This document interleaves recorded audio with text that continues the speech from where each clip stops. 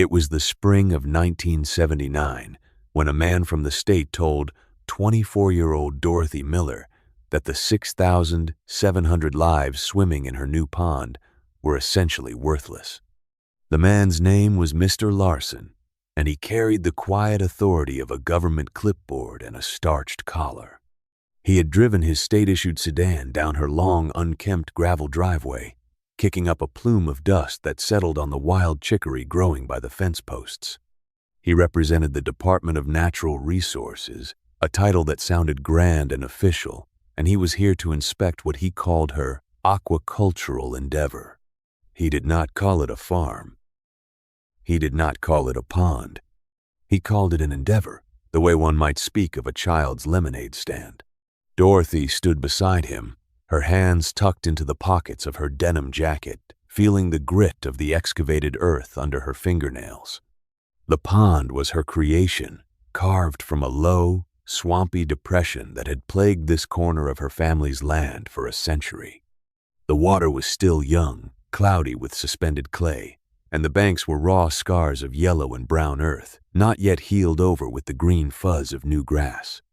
Mr. Larson stared at the water for a long time, his lips a thin, unmoving line. He didn't smile. He didn't kneel to test the temperature or dip a beaker to check the clarity. His assessment came from a distance, a judgment passed from the dry land of accepted wisdom. He asked where she had sourced her fry, the tiny, thread-like yellow perch that now called this acre of water home. She told him the truth. A private supplier, a family-run hatchery in the Missouri Ozarks she had found through a small advertisement in the back of a farming journal. His posture straightened, a subtle shift that communicated everything. It was the wrong answer. Missouri, he repeated, the word tasting like an accusation. Not from one of the state-certified hatcheries, then. It was not a question.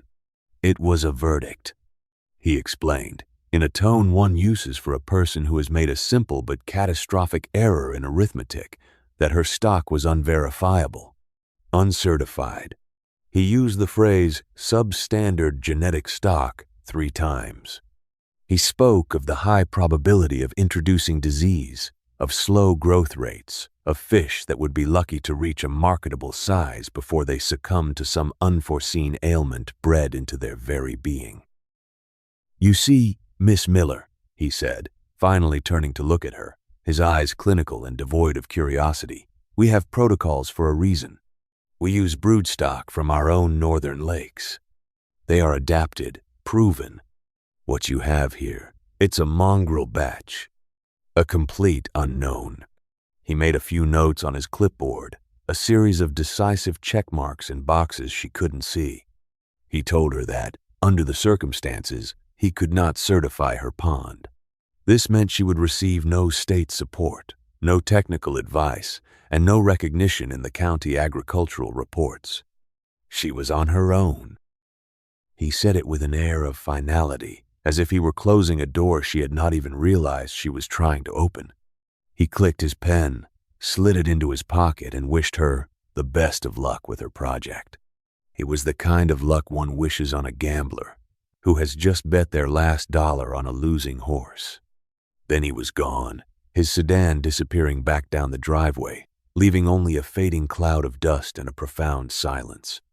In that silence, the 6,700 perch swam on, oblivious to the fact that they had been declared failures before their lives had truly begun. Dorothy stood there for a long time, listening to the gentle lapping of the water against the raw clay bank. The man from the state was an expert. He had the title, the clipboard, the authority, and he had just told her that her entire inheritance, her year of back-breaking labor, her one great bet on herself, was a fool's errand. Now, let me explain about Dorothy. She was not a farmer in the way her neighbors were farmers. They managed vast checkerboards of corn and alfalfa, their lives ruled by the roar of massive combines and the fluctuating prices at the grain elevator. They saw land as a commodity, a thing to be conquered and maximized. Dorothy had inherited this 80-acre parcel from her grandfather, a man who had held a different view.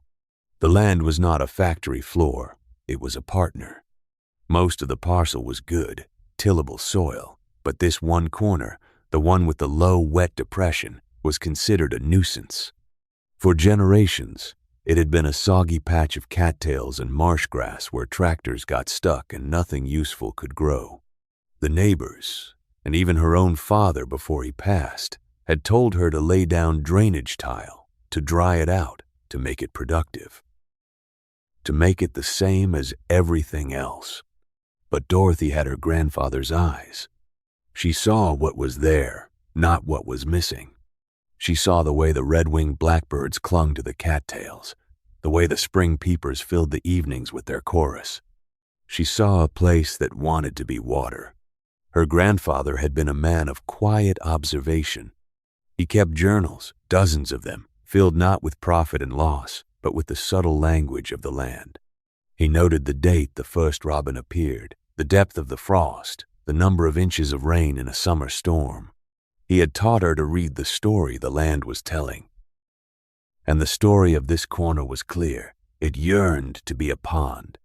So she had taken the modest sum of money her grandfather had left her, not to buy a new tractor or to tile the field, but to hire an old man with a rusty excavator. For a full summer, he had clawed and scraped at the earth, shaping the depression, deepening its belly, grading its banks, following a design Dorothy had drawn herself on graph paper. She had worked alongside him, clearing brush, hauling rocks, her body aching with a fatigue so deep it felt like it was in her bones. The pond was not just a hole filled with water. It was an act of listening. And the fish. The fish were the other half of the equation. Her grandfather had taught her about the land, but he knew nothing of water. For that, she had found another elder, another wise man. His name was Dr. Alistair Albright, a retired professor of fisheries science from the University of Missouri. She had found him through a tiny, 2-line ad in an aquaculture quarterly, consultation by correspondence. Problems of pond ecology and management. She sent him a letter describing her land, her water source, her climate. She told him of her modest ambition to raise yellow perch, a fish native to Wisconsin, a fish she loved. He had written back. His letters were typed on an old manual typewriter, the letters faint and slightly uneven, but the ideas they contained were clear as spring water. He became her teacher, her mentor, a voice of science and encouragement arriving every few weeks in her rural mailbox. Let me stop and ask you something. Have you ever placed your faith in a voice no one else can hear? Have you ever wagered everything on an idea that lived only in your own mind and in the faint, typewritten words of a stranger hundreds of miles away? That was Dorothy's position, standing by her pond after Mr. Larson had driven away. The voice of officialdom had spoken, loud and clear. It had said, "You are wrong. Your efforts are futile. Your fish are worthless." But then there were the other voices. The quiet voice of her grandfather, whispering from the pages of his journals, urging her to observe and to trust the patterns. And the patient, steady voice of Dr. Albright, explaining the intricate dance of dissolved oxygen and thermal stratification of phytoplankton blooms and nutrients. The secret that Mr. Larson, in his professional arrogance, had missed was this: the system is everything. He saw a batch of fish, a static commodity with a questionable pedigree. He judged them in isolation. Dorothy, guided by Dr. Albright, saw a dynamic, living world she was building from scratch. The perch from Missouri were not a random choice. Dr. Albright had recommended that specific hatchery. He knew the genetic line. They were not the fastest growing strain nor the largest, but they were, he had written, exceptionally hardy.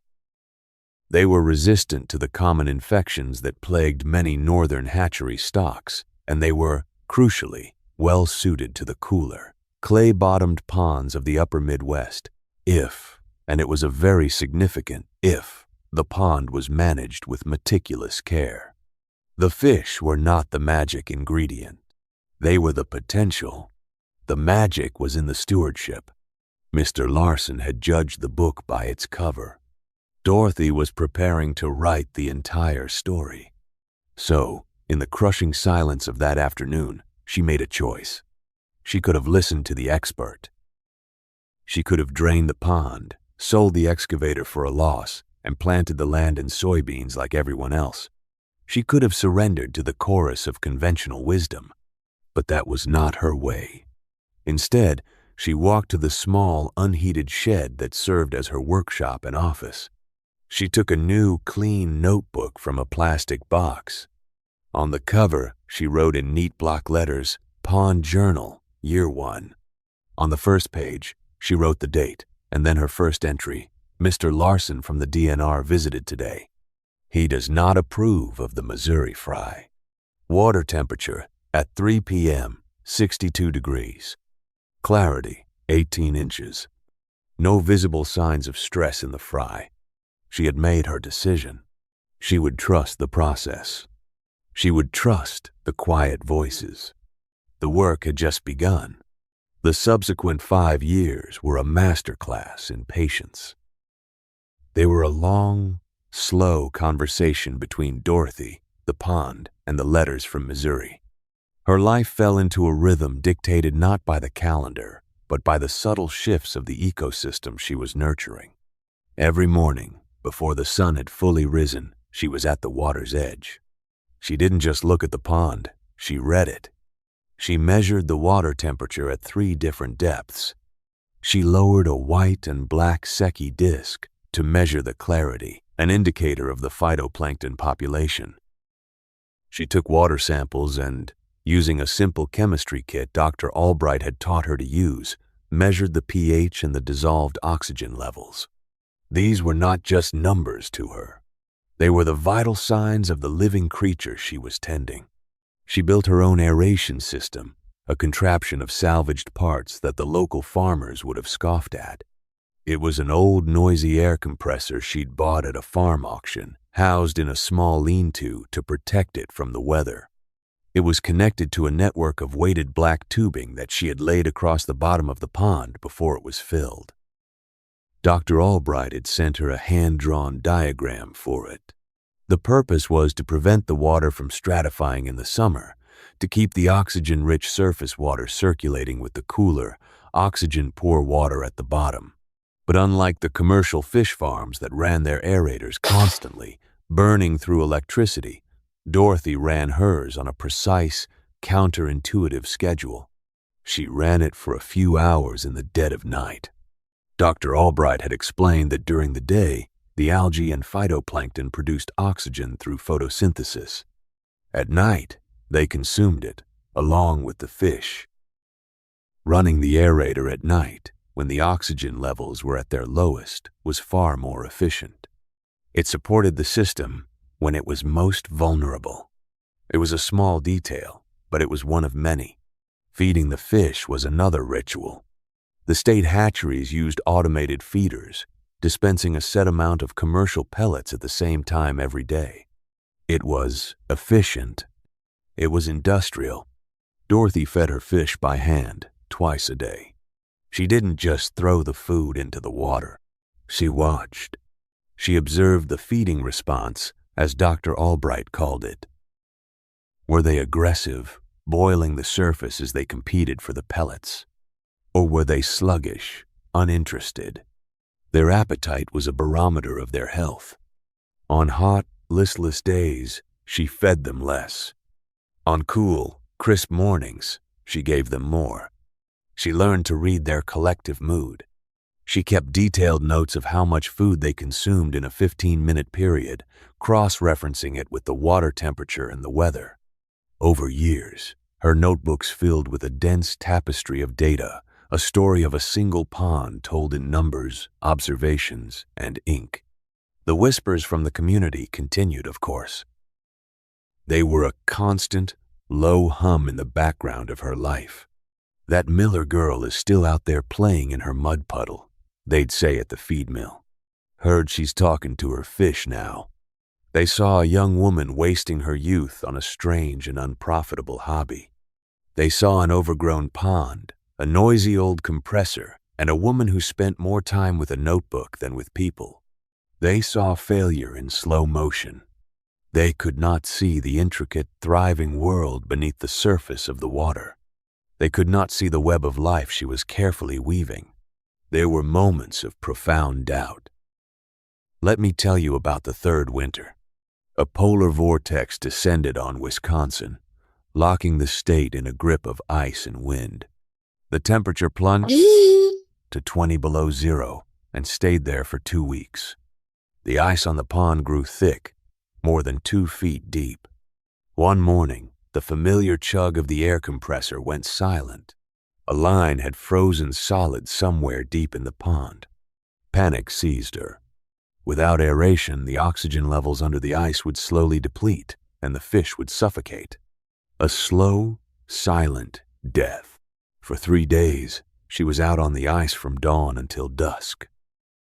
She used a heavy steel spud bar and a logging axe to chop holes in the thick ice, her breath pluming in the frigid air, the shock of each blow traveling up her arms and into her shoulders.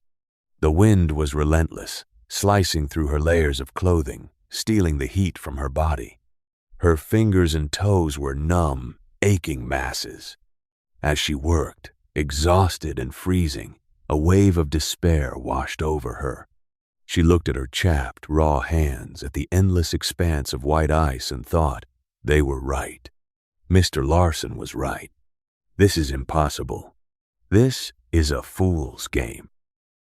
She was alone, fighting a battle against the full force of a Wisconsin winter, all for a batch of fish some man in a nice shirt had declared worthless. She wanted to quit. She wanted to walk inside, turn on the heat, and let the ice have its victory. But then she remembered a line from one of Dr. Albright's letters. He had been describing the slow, patient process of establishing a healthy bacterial colony in a pond's substrate. Nature is not in a hurry, Dorothy, he had written. It operates on a timescale we can barely comprehend. The good steward does not force the pace. The good steward simply creates the right conditions and then allows life to flourish. Be the patient steward, not the impatient master. The words echoed in her mind. She was the steward. This was her job. She picked up the heavy axe, the wood of the handle so cold it felt like it was burning her skin through her gloves, and she swung again. The ice cracked. Dark water, smelling of earth and life, welled up. She had opened a window for them. She would not let them down. The first true sign of success came in the 4th year. It came not from a government certificate, but from a man named George, who owned a small, respected supper club in a nearby town.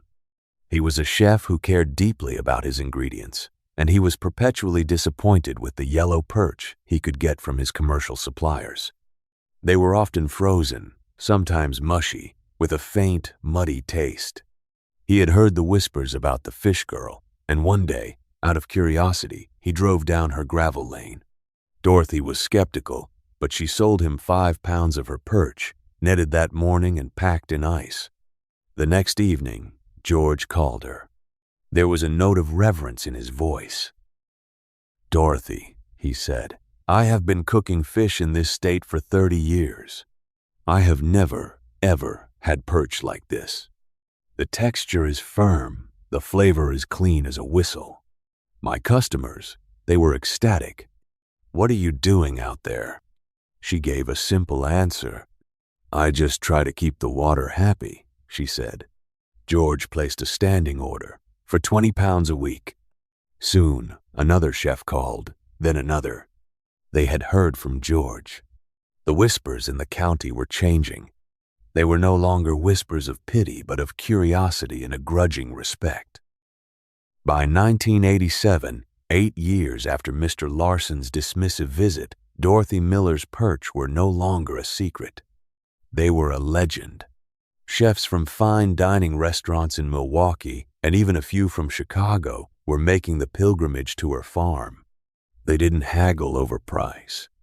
They paid what she asked, and they considered it a privilege. They spoke of her fish in hushed, reverent tones, calling them Miller Perch on their menus as if it were a registered trademark of quality. Her small, one-acre pond, that endeavor built on substandard stock, was outproducing the state-stocked lakes in terms of quality, if not quantity. She operated entirely on her own terms. She was debt-free. She had a waiting list of buyers. She had built a world on a foundation of observation, patience, and the quiet wisdom of her mentors. And what of the state hatchery, the source of Mr. Larson's certainty and pride? They were in trouble. The world had moved on, but their methods had not. They were facing budget cuts from the state legislature. Their performance metrics were declining. The fish they were producing were beset by the very problems Larson had predicted for Dorothy's: inconsistent growth, susceptibility to disease. The large industrial fish farms they supplied were complaining about the quality of the fry. The department was under pressure to improve, to innovate, to figure out why their proven methods were no longer working. And in their search for answers, in their analysis of the regional market, they kept hearing about a small, uncertified operation in Waukesha County that was somehow producing the finest yellow perch in the entire upper Midwest. They traced the benchmark of excellence, the gold standard that was making them look so bad, back to a gravel driveway and a pond dug into a swampy field. They traced it back to Dorothy Miller. One autumn afternoon, a state vehicle, newer than the last one but just as official, crunched down her driveway. Dorothy was mending a net by the edge of the pond when she saw it. A man got out. He was older, grayer. His shoulders stooped a little. The crisp arrogance of 8 years ago had been worn away, replaced by the weary posture of a man who had been fighting a losing battle.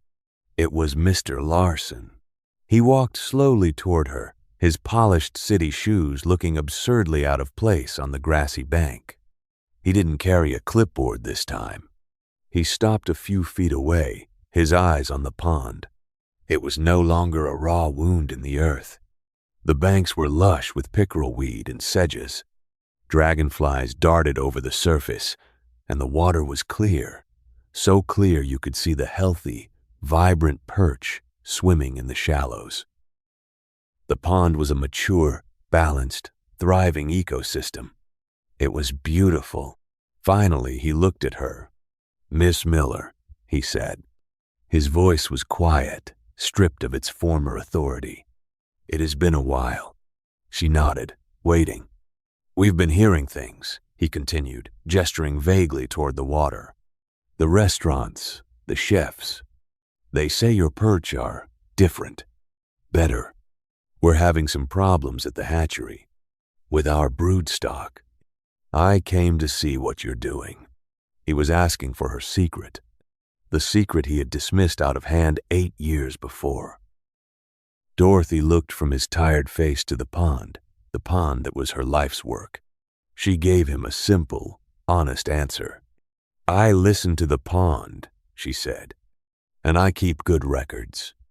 Mr. Larson stood there, the autumn breeze rustling the cattails behind him. He seemed to shrink a little. He looked down at his shoes, then back up at her, his eyes meeting hers for the first time with something other than condescension. What she saw there was the painful, humbling weight of a long-held certainty that has finally crumbled to dust. "I was wrong," he said. The words came out quiet, but they landed with the force of a felled tree. "That day, when I came here before, I was wrong. We followed the book, every rule and regulation. You wrote a new one." He took a breath. "We need to improve our brood stock. We need new genetics. We'd like to buy some of your fish. For the hatchery, name your price. We'll pay it." And there it was. Vindication. It did not come as a thunderclap, but as a quiet admission on a cool autumn day. The man who had declared her fish worthless had now come to her, asking to buy them at any price, to use them as the foundation for the state's entire future program. She held all the cards. She could have been triumphant. She could have reminded him of his words, of his arrogance. But that was not her way. She simply looked at him, a man humbled by a truth he had refused to see, and she nodded slowly. The negotiation would be on her terms. The price would be fair, but it would reflect the years of solitary labor, the brutal winters, the endless observation, the faith she had kept when no one else had. It would be the price of being right. Let us move forward in time to the early 2000s. Dorothy Miller is now a woman in her late 40s. She is no longer the strange girl playing in a mud puddle. She is a respected expert, a quiet legend in the world of freshwater aquaculture. She never expanded much, never became an industrialist. She added 2 more ponds, each one managed with the same intimate, meticulous care as the first. She consults for universities now, and for private firms that are trying to adopt more sustainable, holistic methods. The technique she developed through her correspondence with Dr. Albright and her own patient observation, her nocturnal aeration cycles, her behavior-based feeding protocols are now taught in classrooms. The principles she discovered in her solitude have become part of the new conventional wisdom. Her farm is a sanctuary. She owns it free and clear, beholden to no bank and no government program. The original pond, the source of it all, is the heart of her land, a vibrant, life-giving jewel. It is a testament not to conquering nature, but to partnering with it. It stands as proof that sometimes the most profound knowledge is found not in official manuals, but in the quiet act of paying attention. You might see her there on a summer afternoon, sitting on a simple wooden bench by the water's edge. She is not alone. Beside her is a young university student, an intern, her eyes wide with curiosity. Dorothy is not lecturing. She is sharing.